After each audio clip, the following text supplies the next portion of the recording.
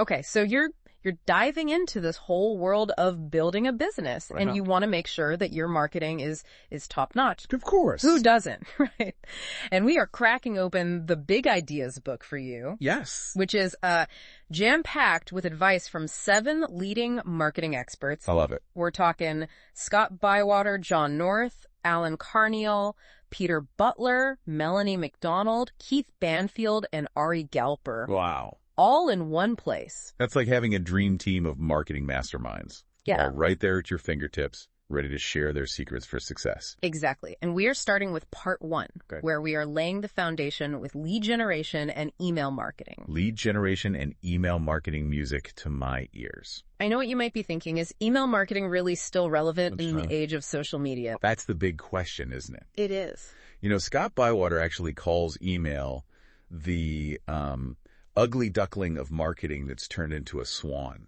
Okay. And he makes a really compelling case for why it's far from over. He does. It might actually be one of the most powerful mediums out there. He lays out 6 reasons why email is so powerful. Okay, I'm ready.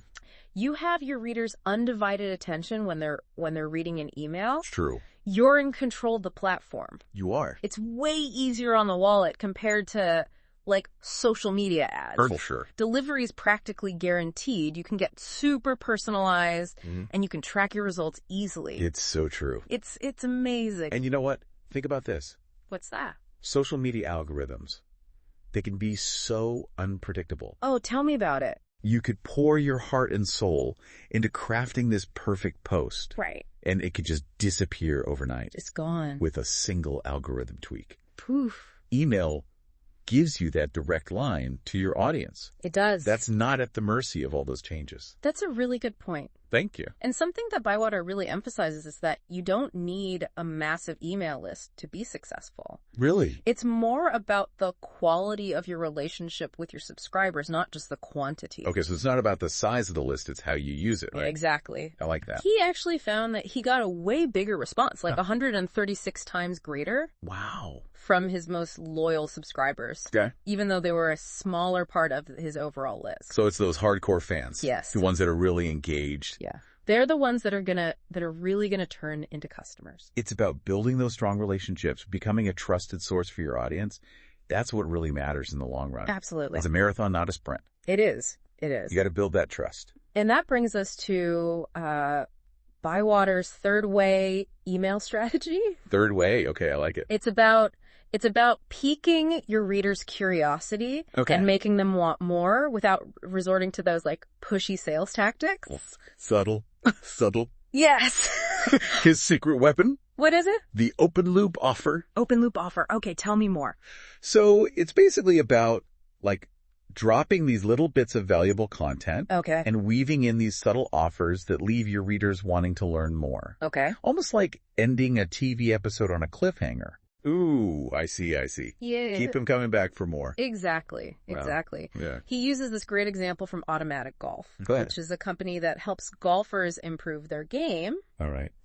They tested 2 different emails. Okay. One was straight up sales pitch. Yeah. The other used an open loop offer that hinted at a thinking secret used by top golfers. Ooh, sneaky. I like it. The result, the open loop offer email crushed it. 80% better conversion rate. That's the power of curiosity right there. I know, right? It's like leaving little breadcrumbs, leading your readers exactly where you want them to go, eager to find out more. And here's where it gets even more interesting. Okay. Especially with all the tech advancements these days. Let's hear it. Bywater explains how AI tools, like ChatGPT, can help you create targeted email content and even mimic your own writing style. Oh, wow. So it's like having like a superpowered writing assistant who helps you come up with content ideas, tailor your messaging, and even write compelling email copy. Yes. It's all about using technology to make you even better at what you do. Exactly. He actually suggests using specific prompts in ChatGPT. Like what? For example, he says you could ask it to act as a world-class market research expert and list the top 5 fears people have about hiring your profession. Oh, that's good. And then you can take those fears and create a whole month's worth of email content that directly addresses those pain points. So smart. So smart. It's like getting inside your potential client's head. Yes. And figuring out what makes them tick. When you can speak directly to their fears and offer solutions, you're way more likely to gain their trust in their business. Absolutely. Speaking of really understanding your audience, that brings to mind John North's chapter on building your own media company. Right. He actually learned this lesson the hard way. Oh, no. And his story is kind of a wake-up call for anyone relying solely on big tech platforms. Oh, boy. I'm a little nervous to hear this. Okay, so imagine this. Okay. You wake up one morning, you check your email. Okay. And you have an email saying that your LinkedIn account... Oh, no. ...with 15 years of work... Oh, my goodness. ...and 30,000 connections... Wow. ...has been terminated. What? Just like that. Yep. Gone. No explanation. Oh, my... No chance to appeal. That's awful. Can you imagine? It's every entrepreneur's worst nightmare. Losing all of that overnight. I know. It's like your digital lifeblood just gone. And it happened to North. No way. It took weeks of battling with LinkedIn's support team to finally get his account back. Oh, my goodness. Wow, that must have been so stressful. Incredibly stressful. I can't even imagine. It was a huge eye-opener for him, though. What did it teach him? He realized that when you build your business solely on these big tech platforms, you're essentially building on rented land. Yeah. You're playing by their rules, and those rules can change any moment. At any moment. That's the scary part. So what's the solution? How do you break free from that dependency? Yeah, what do you do? North's advice is to flip the script. Okay. He says it's time to start thinking like a media company. Okay. And building your own digital empire. I like how that sounds, building your own digital empire. Instead of being at the mercy of algorithms, you take control. Be in the driver's seat. Yes. Okay, I like it. I like the sound of that. So what does building a digital empire actually look like in practice? It's about establishing your own platform. Okay. Whether it's a website, a podcast, a newsletter, or all of the above, you create valuable content. Yeah. And you own it. It's yours. Then you use social media strategically to drive traffic back to your own little corner of the internet. Okay, so it's kind of like... It's like building your dream house instead of renting an apartment. I like that. Okay. You get to set the rules, you get to decorate it how you like. Yeah. And you're not worried about a landlord kicking you out on a whim. Exactly. You've got that security. Exactly. Okay. And just like building a house, there's a blueprint for building your own platform. Oh, okay. Lay it on me. North suggests starting a podcast or blog to create engaging content. Makes sense. He also recommends creating valuable online courses and fostering a sense of community around your brand. Community is huge. It is. It is. Create great content, build a community, and offer something valuable that people are willing to pay for. Sounds like a recipe for success. It is. And, of course, he's going to say it. Incorporate AI. Of course. He suggests using a knowledge chatbot. Okay. That's trained on your unique expertise. Oh, wow. To provide personalized coaching or advice to your audience. That's a fascinating concept. Right. It's like having an AI-powered version of yourself. I love it. Available 24/7. There you go. To answer questions, provide support, and even make personalized recommendations. It's like having a clone, but better. That could be a game changer. Right. And this is where all of these strategies start to connect. Okay. North also stresses the importance of email marketing. Okay, there it is again. He views it as essential for growing your subscriber base. Okay. And keeping your audience engaged with your content. Which makes sense, right? Because email gives you that direct line to your audience. Yes. That we were talking about before. That's not at the mercy of social media algorithms. You're in control. You are. That's a beautiful thing. Your email list is a valuable asset that you own. It is. It is. You can nurture those relationships, promote your products and services, Yeah. and build a loyal following, all without worrying about the ever-changing whims of big tech companies. Preach. I love it. It's about taking back control Yes. and building something that's truly yours. It's yours. Now, speaking of building a loyal following, Okay. that leads perfectly into Alan Carniol's chapter on winning your dream clients. Winning your dream clients. I like it. He delves into the power of something called the ideal client profile. Okay, ideal client profile. I've heard that thrown around. Have you? Yeah, but tell me, what is it? It's all about identifying your ideal customer Okay. and focusing your efforts and attracting more people just like them. Okay, so find out who your dream client is, and then go find more people like them. Exactly. He starts by talking about the Pareto principle. Okay. You know, the 80-20 rule. The 80-20 rule, sure. Which suggests that roughly 80% of your profits likely come from just 20% of your customers. Oh, that's interesting. So the idea is to figure out who those top 20% are and create a strategy for attracting more clients like them. So you're saying it's better to have a small group of clients who love you? Yes. Than a large group who are just kind of lukewarm. Yes. I can see that. Carniol argues that it's far more effective to niche down than to try to be everything to everyone. Okay. He uses the example of Budweiser, the king of beers, which actually saw its market share shrink as craft breweries. Offering more specialized beers started gaining popularity. Oh, interesting. So it makes you realize that sometimes it's better to be a big fish in a small pond than to get lost in a sea of competition. Too much competition out there. There is. You got to stand out. You do. And when you think about it, it makes sense. When you try to appeal to everyone, your message gets diluted. Yes. And it's harder to stand out. It is. But when you focus on a specific niche, you can really tailor your messaging, your products, your services to resonate with a smaller, more targeted audience. You get to really know them. Exactly. And what they want. Exactly. It's like you're speaking directly to their soul. So how do you actually go about identifying your ideal client? Where do you even begin?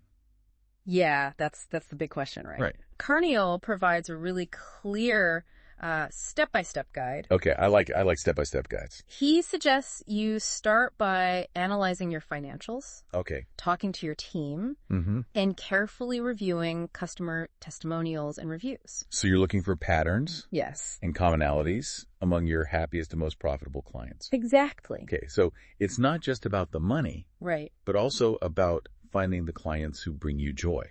It is, because you want to enjoy... You got to enjoy what you do. The work that you're doing. Exactly. He even suggests asking your team members who their favorite clients are. Oh, that's interesting. And who they find most frustrating to work with. Oh, that's good. That's good insight. It's about getting a clear understanding of who you naturally gravitate towards and who truly values your work. Absolutely. You want to work with people who appreciate what you bring to the table. And once you've identified your ideal client, the next step is to craft a compelling customer story. Ooh, I love a good story. It is. So it's not just about like basic demographics, but about really getting inside their heads, understanding their motivations, their challenges, what they ultimately want to achieve. Exactly. Got it. You want to paint a picture with words. Yes. Make them feel like they're right there living that story. He uses this great example of an online MBA admissions training course. And he paints this picture of this young IT manager in India named Sunny.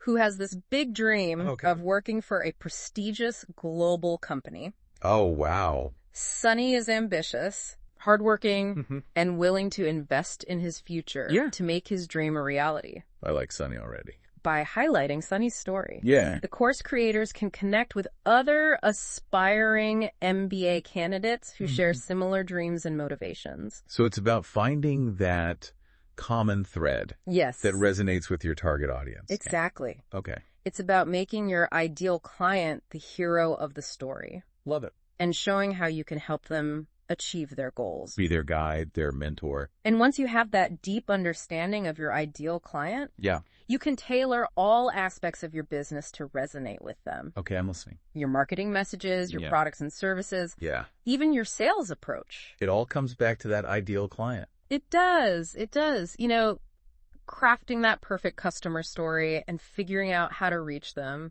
makes me think about the systems we use to manage it all. I mean, you could have the best product in the world, but if you don't have solid systems in place, it's going to be tough to scale your business effectively, right? Oh, absolutely. Systems are key. They are. If you want to grow without the growing pains. They are. That's where Peter Butler's chapter on building the machine comes in. Okay. He's all about working on your business, not just in it. Yes. And he emphasizes the importance of systems and processes that can run smoothly. Okay. Even without you constantly having to put out fires. So it's like that saying, give a man a fish and you feed him for a day. Teach a man to fish and you feed him for a lifetime. Right.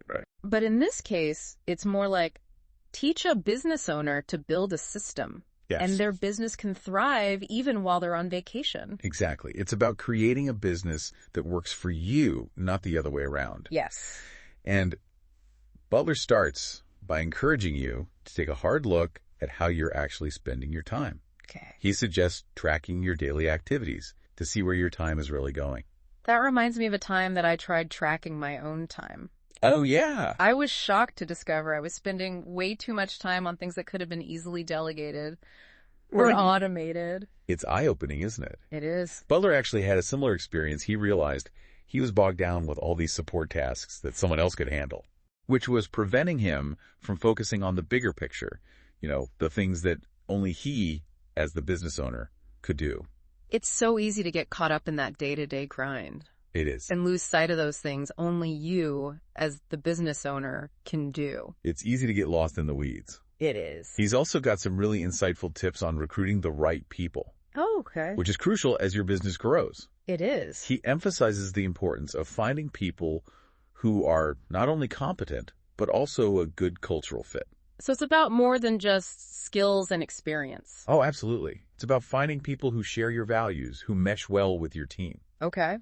He actually uses something called the Harrison assessment, which is a psychometric test to evaluate candidates on a deeper level. So he's not just looking at resumes. No way. It's about going beyond the surface and getting a better understanding of their personality, their strengths, their potential challenges. Okay. He wants to make sure they're a good fit for the team and the company culture. That makes a lot of sense. Right. Now, I'm also curious about Butler's approach to lead-generating websites. Okay, yeah. I mean, your website is often the first impression you make on potential clients, so it's got to be good. It's your digital storefront. You want to make it welcoming and engaging. Exactly. He's big on user experience. He stresses the importance of mapping out the customer journey. Okay. And making sure every step is intuitive and engaging. So it's not just about having a pretty website. No. But about creating an experience that guides visitors towards taking action. Exactly. He talks about these micro yeses. Micro yeses? These small, almost subconscious nods of agreement that move a visitor through your website. Okay. And eventually lead to a conversion. Oh, I like that. It's about making it easy for them to say yes every step of the way. I love that. So how do you actually make sure that your website is designed to get those micro yeses? Data. He's a big believer in using heat maps and analytics to understand user behavior. Okay. It's about seeing where people are dropping off, getting stuck, or spending most of their time. Okay. So you can make those data-driven decisions that optimize your website for conversions. It's like having X-ray vision into how people are actually interacting with your website. Exactly. See what's working, what's not. And of course, he ties it all back to building that crucial contact list. Okay. Which he considers a goldmine for any business. Mm-hmm. It's the foundation for a solid email marketing strategy. Which, as we discussed earlier, is key to having that more direct connection with your audience. Exactly. He even shares a story about how his CRM nurture sequence, those automated email sequences, actually landed him his biggest client. Wow. He nurtured that lead every single month for 10 months. Wow. Talk about playing the long game. Right. It's a good reminder that building strong relationships takes time. It does. And persistence. It does. You got to be patient. You do. And that's what Butler emphasizes, building systems that work for you even when you're not there. So it's about working smarter, not harder. Exactly. And creating a system that feels effortless. There you go. And speaking of scaling without breaking a sweat, Melanie MacDonald takes us behind the scenes of her incredible entrepreneurial journey. She seems like quite the force. She is. I heard she literally saved an engineering firm from the brink of collapse. She did. It's a crazy story. Yeah. She had just 48 hours to clear out this entire factory before the lease expired. Oh my gosh, that sounds more intense than a reality TV show. Right. Talk about pressure. What did she do? She managed to turn the entire business around. In just a few years, she tripled their revenue. Wow, that's incredible. Okay. Yeah. I'm definitely adding her to my list of entrepreneurial heroes. She's amazing. She is. She's got another story about this professional services firm that she helped go from 78 clients to 1,600 in just a few years. Okay, now that's what I call impressive growth. Right. Her secret weapon. What's automation? I'm sensing a theme here. Every expert seems to agree that automation is essential for growth. It's about working smarter, not harder. She talks about how you can use technology, even AI, to automate all sorts of tedious tasks that used to take hours of manual labor. Right. Things like logging into websites, entering data, sending emails. It's about leveraging the power of technology to free up your time and mental energy so you can focus on what really matters, growing your business and pursuing your passions. Exactly. But she also emphasizes the importance of continuous learning and adaptation. Okay. Technology is evolving at lightning speed, and it's essential to stay ahead of the curve. So it's not enough to just build a business. No. You have to constantly be learning, growing, and adapting to stay relevant. Absolutely. It's a lifelong journey. It is. You got to be a student of the game. I love it. It's about having that growth mindset. Yes. And embracing change rather than fearing it. There you go. Now, if you're ready to dive into the psychology of sales, okay, Keith Banfield has got you covered with his chapter, Converting Leads into Clients. Okay. He starts with this really interesting analogy. He compares sales to dating. Okay. I'm intrigued. Tell me more. Well, just like you wouldn't propose on a first date. I would hope not. At least I hope not. Yeah. You shouldn't go straight for the sale in the early stages of a business relationship. You've got to build that rapport, that trust. Exactly. It's about making a good first impression, being professional, and laying the groundwork for a strong connection before you even think about asking for the sale. It's like you're courting them. Exactly. Woo them, charm them. Yes. Show them that you understand their needs. Exactly. And then the sale will come naturally. Now, how does he suggest you go about building that trust and rapport? He introduces this really helpful framework called the FBP model. FBP model, okay. Which stands for features, benefits, and pain points. So it's about understanding not just what your product does, right, but how it solves a specific problem for your client. Exactly. He emphasizes that people are usually more motivated to avoid pain than they are to seek pleasure. Okay. So you need to dig deep, ask the right questions, and figure out what keeps your potential clients up at night. What are those pain points, right? Yes, and then you can position your offering as the solution to their problems. Exactly. He also talks about the importance of crafting a unique selling proposition. Okay. Something that sets you apart from the competition. This reminds me of that old marketing adage, don't be the best, be the only. Yes.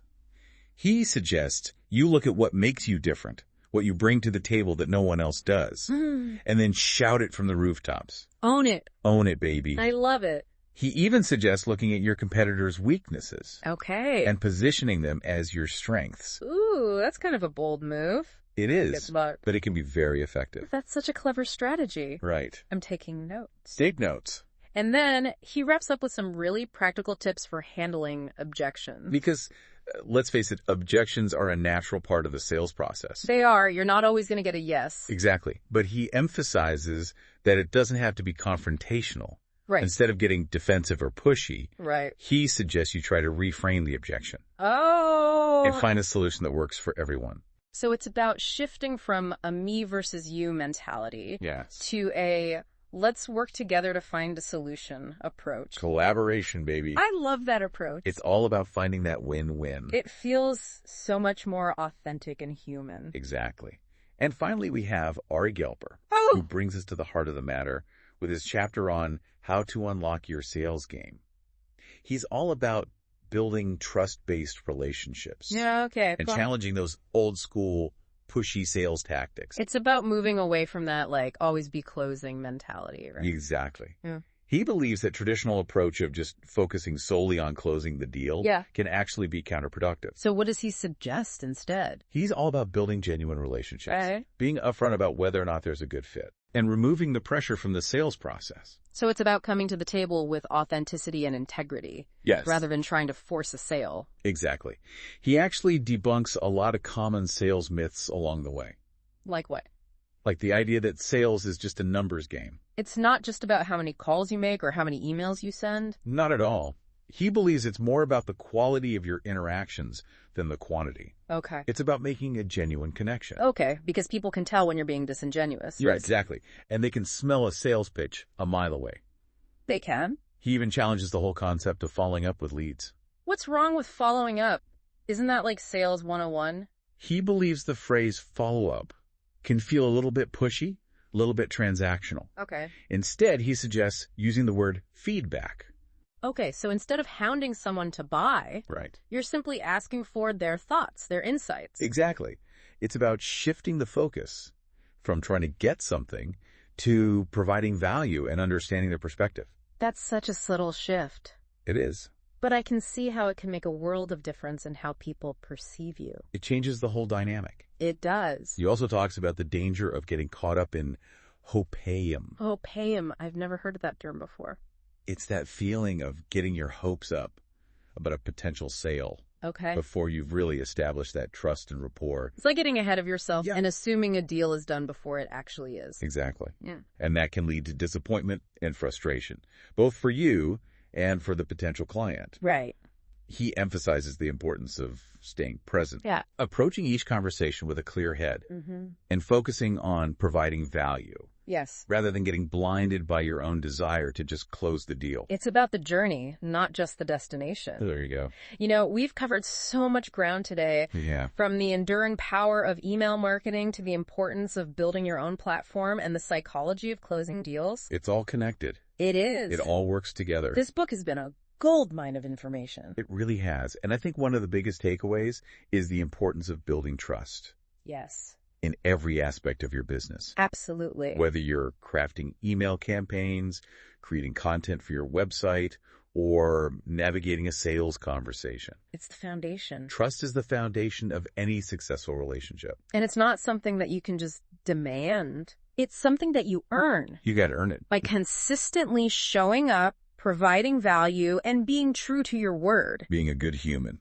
Yes. It's not that complicated. It's not. And in today's world where information is abundant and attention is scarce, trust is more valuable than ever. Absolutely. It's a differentiator. So as you go out there and put these big ideas into action, remember to lead with trust, provide value, and focus on building those authentic relationships. Couldn't say it better myself. Your business and your future self will thank you.